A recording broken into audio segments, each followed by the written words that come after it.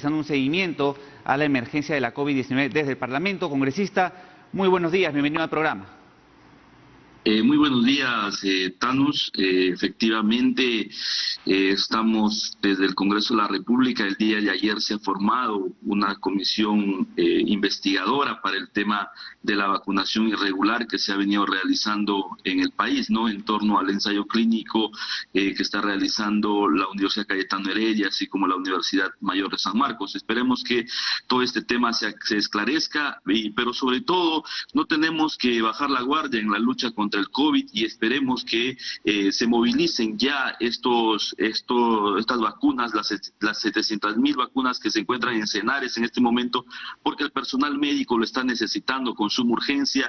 Se tiene que agilizar esta distribución, así como se hiciera en el primer lote de 300,000, se tiene que ya movilizar este segundo lote lo más urgente posible, porque no podemos dejar sin protección a este personal que está luchando en la primera línea y que necesita que el Estado esté ahí con ellos, ¿no? Así es, congresista, se debe continuar con el proceso, con la fase 1 de vacunación lo más pronto posible, considerando la llegada de las dosis, como bien usted lo ha informado, congresista. Yendo a lo que ocurrió ayer en el Parlamento, la presentación del doctor Málaga, le ha dejado le ha aclarado el panorama, por así decirlo, las circunstancias en las que ocurrieron estas vacunaciones en septiembre del año pasado, sin que haya conocimiento público al respecto, o le ha generado más dudas quizás que respuestas. ¿Cuál es su opinión respecto a la presentación del doctor Málaga en el Parlamento? Bueno, en principio lo que saludamos es que el doctor Málaga tenga esa predisposición de asistir a las diferentes comisiones y tratar de esclarecer, pero lo que le pedimos es que tiene que hablar la verdad, se tiene que esclarecer las cosas. Lo que nos ha hecho es sembrar más dudas que certezas. Nos ha generado un tema de desconfianza el padrón que se está manejando actualmente, en virtud que se tienen nombres repetidos, se tiene DNIs de algunos de la lista que no corresponden al nombre que se han asignado, se tiene también personas que han sido o que registran una tercera dosis, lo que en realidad nos hace, a diferencia de la Universidad de San Marcos, que solo se han aplicado 2 dosis, en la Cayetano Heredia han habido miembros de esta vacunación, no del voluntariado, que se han aplicado 3 dosis, y lo que más nos hace pensar es que se está tratando de, en esas dosis, en esos números, en esos nombres repetidos, en esos DNIs que no corresponden, es que se está tratando de ocultar a más personas que están justamente o que han podido ser beneficiados de esta vacunación irregular, ¿no?, que ha ocurrido en nuestro país. Claro, congresista, si bien es cierto, recién han empezado las investigaciones, ¿hay alguna sospecha, algún indicio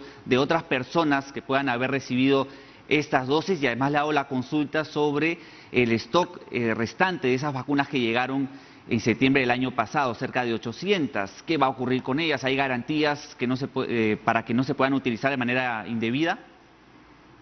Bueno, sí, efectivamente hay 813 dosis que nos ha informado el doctor Málaga que no han sido utilizadas, que se encuentran en la universidad.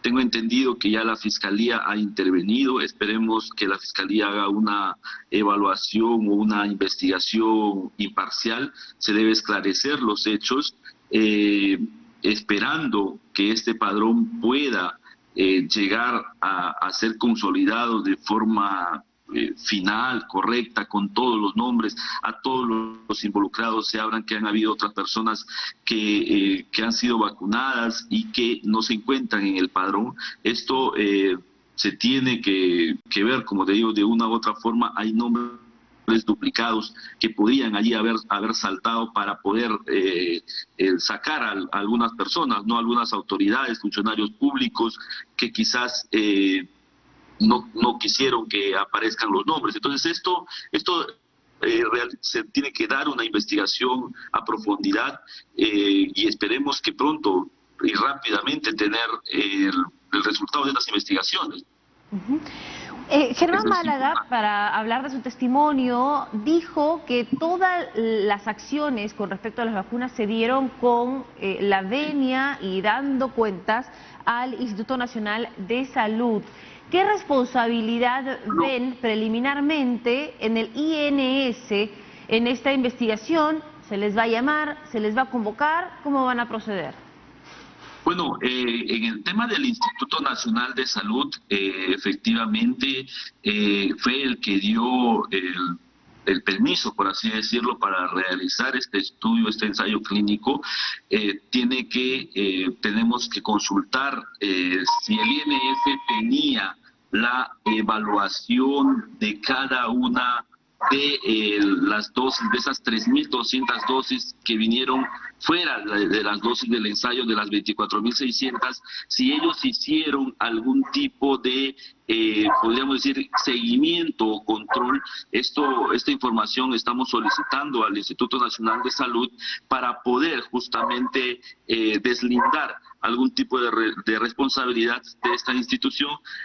Y lo otro que nos preocupa es que, siendo el Estado peruano el que firmó el convenio marco y autorizó el estudio, el ensayo clínico de tercera fase en el país, no es posible que se diga que ha sido un ensayo que responsabilidad entre privados, porque no olvidemos que existen 1.200 dosis que han ido a parar en la embajada china, ¿no? Y nadie se hace responsable de ello. Entonces, allí hay realmente una preocupación grande, porque está de por medio del Estado peruano, y no pueden decir ahora el señor Málaga de que ha sido un ensayo que no involucra al gobierno, sino que ha sido entre instituciones. No es así esto. El convenio marco se ha dado justamente entre el Estado peruano y el gobierno chino, ¿no? Uh-huh. Y en estos momentos Perú está evaluando presentar una moción de censura contra la mesa directiva. Esto implicaría inmediatamente, si es que se aprueba, un cambio en el Ejecutivo y en la Presidencia de la República. ¿Ustedes en Acción Popular apoyarían una moción de censura? No, desde Acción Popular no apoyamos una moción de censura.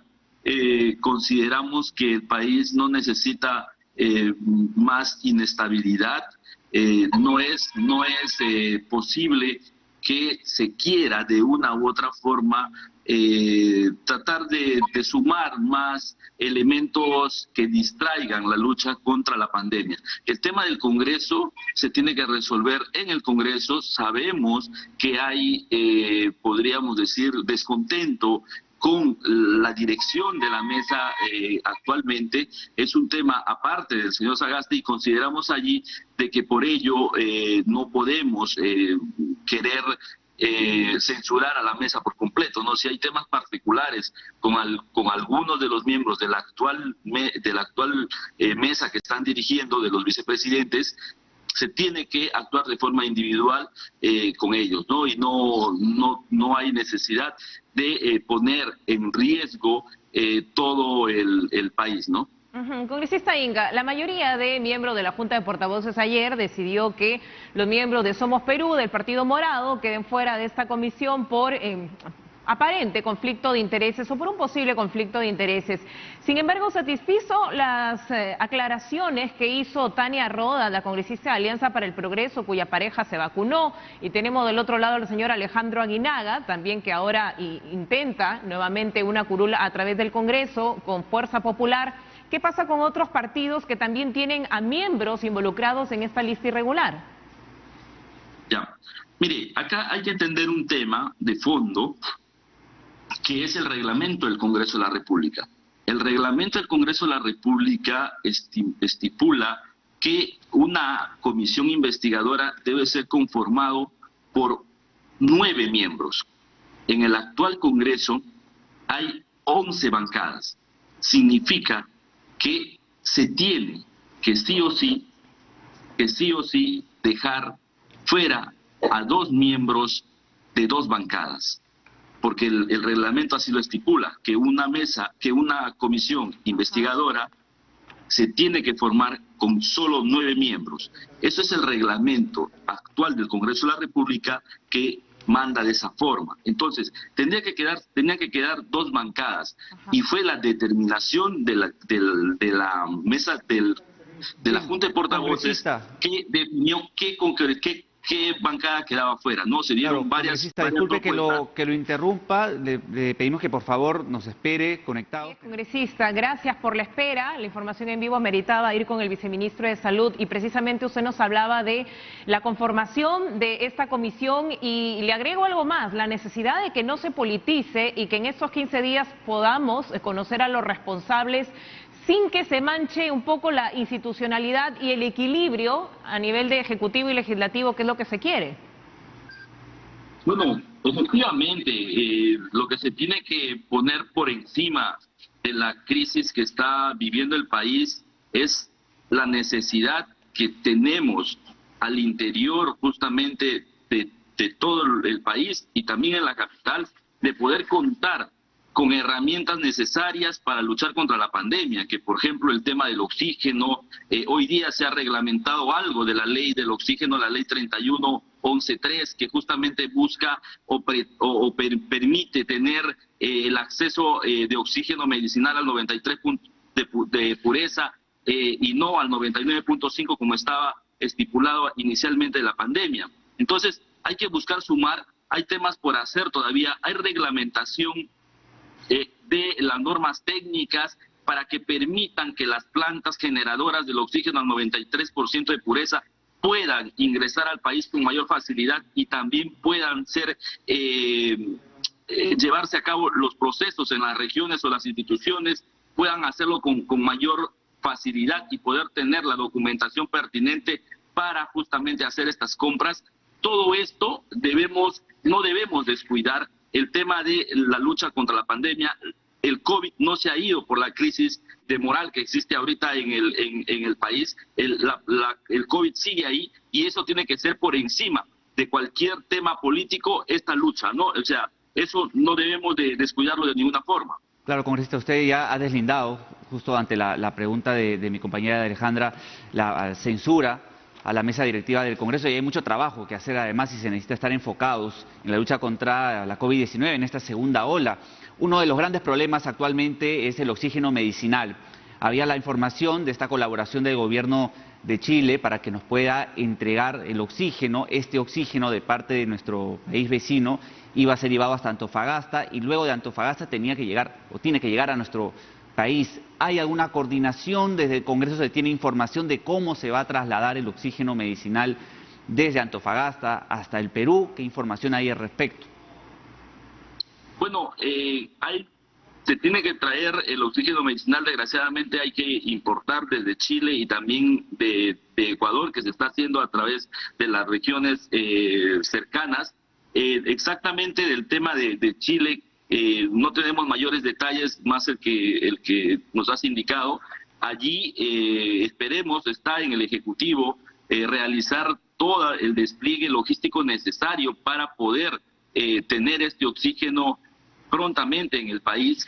Lo necesitamos en nuestros establecimientos de salud y debemos, como te digo, avanzar en esta regulación, la posibilidad de importar plantas o producir plantas, porque no olvidemos que tanto la Universidad Católica como la UNI y como Modasa importan algunos equipos para complementar la construcción de la planta, porque lo que se hace en el país es el ensamblado de la planta, pero los equipos como el compresor, por ejemplo, son traídos del extranjero. Entonces, allí hay que avanzar en una reglamentación interna en el Ministerio de Salud, en las normas técnicas, para poder tener el uso de estos compresores que por la tecnología que utilizan para generar este oxígeno al 93%, lo hacen a través de filtros que hay que utilizar a través de compresores que contienen aceite. Entonces allí hay una regulación que limita mucho el tema. Esto se tiene que regular para poder garantizar justamente que pueda no solo permitir que se utilice el oxígeno al 93% de pureza, sino también garantizar que los equipos, que la maquinaria que produce ese oxígeno pueda ingresar al país. De nada sirve liberar el oxígeno al 93% si no tenemos cómo producirlo. Necesitamos también complementar la norma y desde el Congreso de la República hemos venido contribuyendo en ese tema, ¿no?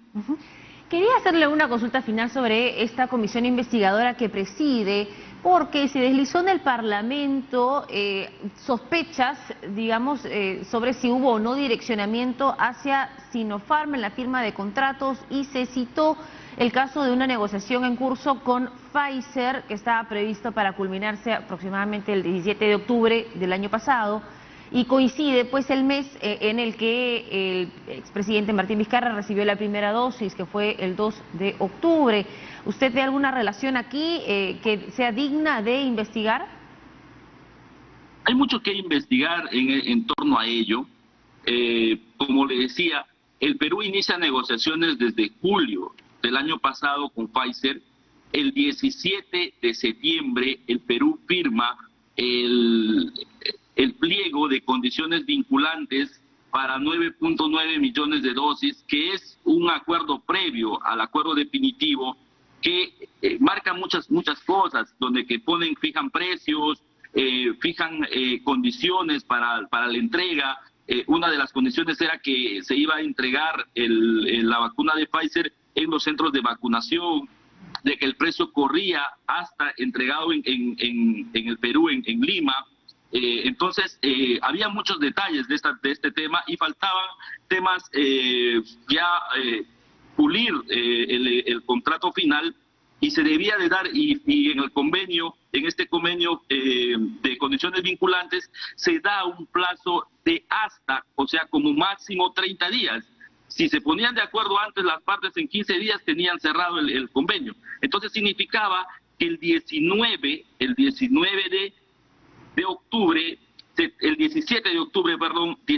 octubre, se tuvo que haber firmado este convenio final con Pfizer.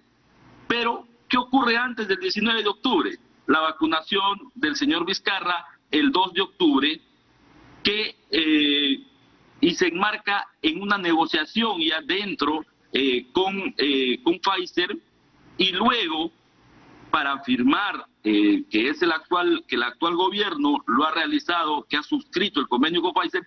Pero hay un tema que ayer ha indicado el señor Málaga, que ellos tenían un enlace tanto en el Ministerio de Relaciones Exteriores como en el Ministerio de Salud, que determinaban quién de los funcionarios o familiares también, porque eso se ha comprobado, de estos funcionarios de estos ministerios puedan ser vacunados.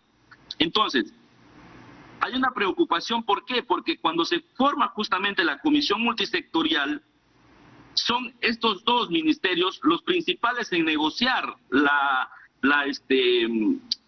los contratos con las farmacéuticas. Entonces, ¿y qué ocurre con la recomendación que hace la comisión multisectorial? Ella recomienda a la comisión multisectorial la adquisición de las vacunas de Pfizer el 15 de diciembre. ¿Ya? Ellos no tendrían nada de mal, con Sinopharm, disculpe, autoriza la adquisición de las vacunas con Sinopharm el 15 de diciembre. No sería una fecha nada extraña, pero ¿qué ocurrió días antes? El 11 de diciembre se da la suspensión de parte del INS de los ensayos clínicos de la fase 3 de la vacuna de Sinopharm. Para ser concretos, señor Inga, entonces, ¿sospechan de direccionamiento? Hay que investigarlo. Hay sospechas claras de que algo no estaba bien. Se tiene la información justamente de que había personal de enlace con el ensayo clínico en estos dos ministerios. Congresista Inga, pero ayer se había presentado una moción también para crear una comisión adicional para ver el tema de los contratos con otras farmacéuticas. Finalmente, solamente se creó la comisión multipartidaria. ¿Cómo quedó esta moción?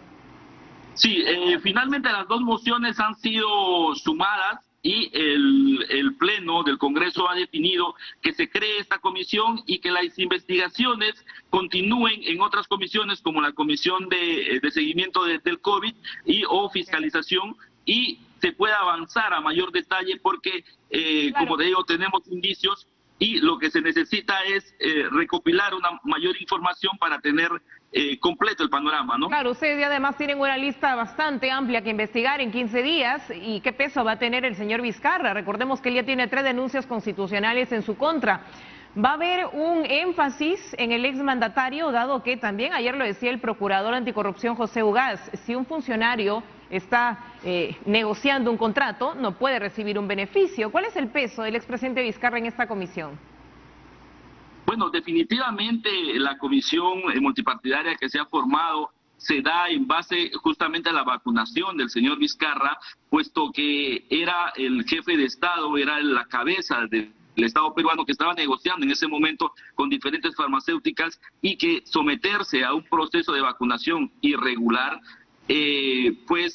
definitivamente involucra no solo a un tema ético, sino también puede involucrar diferentes delitos como tráfico de influencias, colusión agravada, cohecho, y obviamente que un tema político, pues delito de funciones, ¿no? Según la Constitución, el artículo 99.